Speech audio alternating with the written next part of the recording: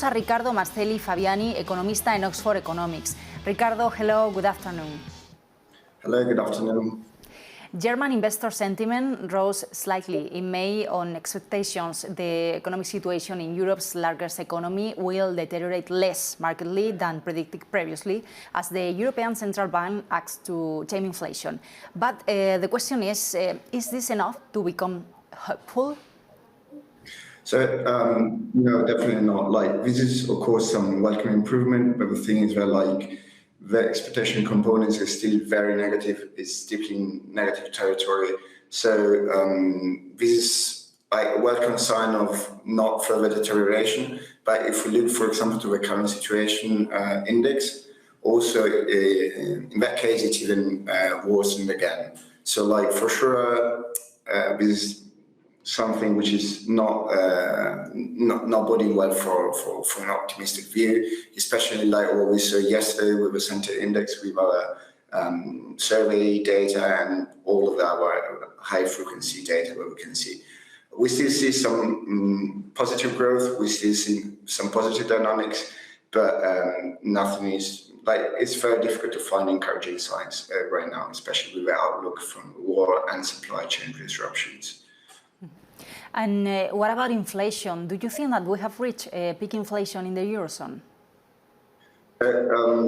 According to our analysis, inflation is going to go down in the second half of the year. Of course, there are big risks to our main scenario because the outlook for the war is going to impact massively what inflation outline, what inflation number is going to come in.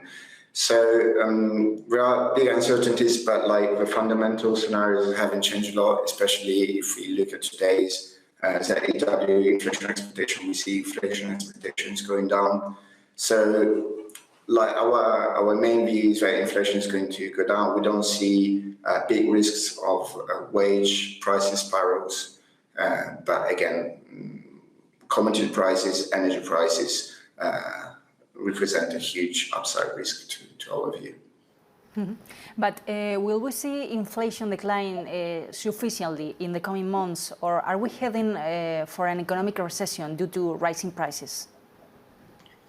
For the moment being, we do see a rising risk of recession, especially in the eurozone, due to a combination of consumers which are holding the recovery now being more downbeat, especially due to rising prices, and also due to industrial outlook, which is a bit downbeat.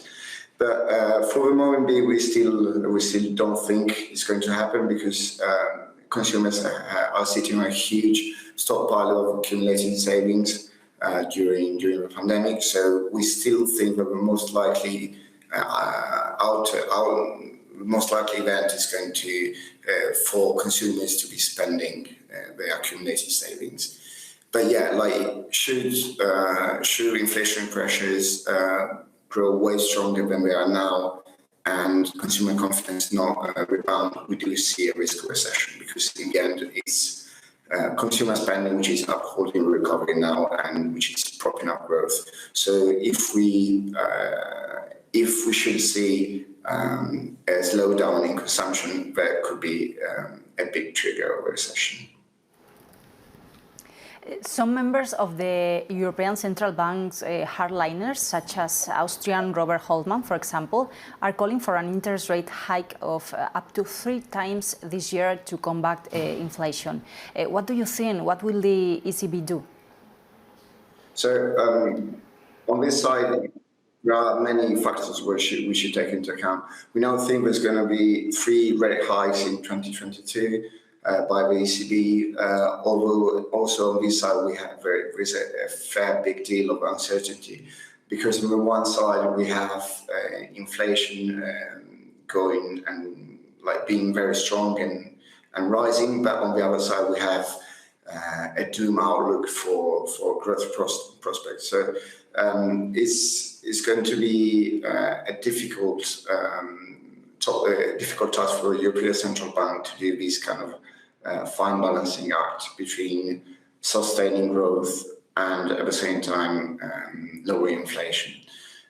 But yeah, it's difficult to see a sustained cycle of rate hikes in the future, because we have had very low inflation, and we have for many years, so that would justify a bit of higher inflation now, and because inflation prospects for the eurozone are worsening very clearly, and the European Central Bank is aware of this.